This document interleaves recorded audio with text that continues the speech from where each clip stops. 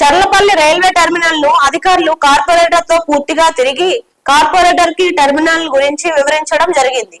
Corporator మాట్లాడుతూ, నా division లో ఇంత పెద్ద ఎత్తున రైల్వే టెర్మినల్ నిర్మించడం నాకు, చర్లపల్లి ప్రజలకు ఎంతో సంతోషం అని అన్నారు. ఈ కార్యక్రమంలో సిసిఐడికే సేన, సిసిఎస్ఆర్ సురేష్, ఎస్ఎస్ఈ రవికుమార్ మరియు డివిజన్ నాయకులు, కార్యకర్తలు, మహిళా నాయకురాలు పాల్గొన్నారు.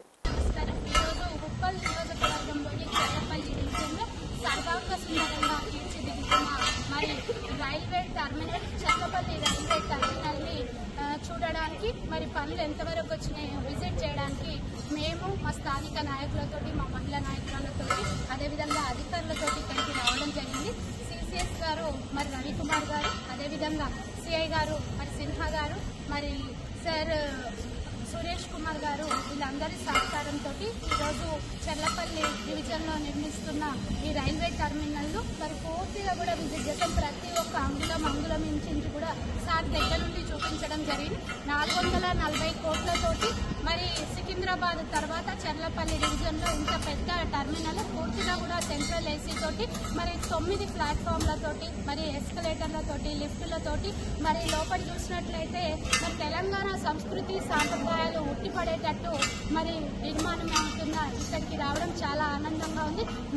నిజంగా చెప్పాలంటే చర్లపల్లి డివిజన్లో ఇంత పెద్ద టెర్మినల్ పడడము మా అదృష్టంగా కూడా భావిస్తా ఉన్నాం. మరి అతి తొందరలో మొన్నటికి మొన్న రాష్ట్ర ముఖ్యమంత్రి గారు రేవంత్ రెడ్డి గారు మరి అప్రోచ్ రోడ్లను 20 to 1 మంత్ లోపల నిర్మించాలని ఆదేశాలు కూడా జారీ చేయడం జరిగింది. అతి త్వరలో నిన్న మొన్న ఇన్స్పెక్షన్ చేసి మరి రోడ్లు కూడా కంప్లీట్ అవుతాయి.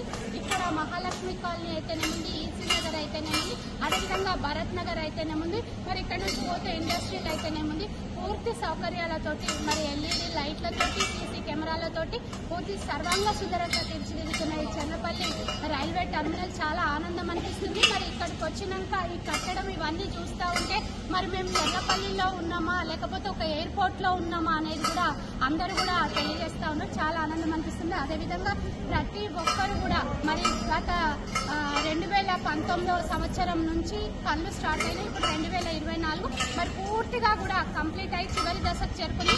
ఆనాడు డాక్టర్ బొంతు రామ్మోహన్ తెలంగాణ తొలి మేయర్గా ఉన్నప్పుడు మరి బ్రిడ్జ్ అయితేనేముంది, రైల్వే టెర్మినల్ అయితేనేముంది ప్రపోజల్ పెట్టినప్పుడు కేంద్ర సహకారంతో, రాష్ట్ర ప్రభుత్వ సహకారంతో మరి ఇంత పెద్ద 50 ఎకరాల చుట్టుపక్కల ఉన్న 50 ఎకరాలతోటి టెర్మినల్ నిర్మాణం అవుతున్నందుకు చాలా ఆనందంతో, అదేవిధంగా అతి తొందరలో మరి ప్రధానమంత్రి గారి చేతుల మీదుగా మరి చర్లపల్లి రైల్వే టెర్మినల్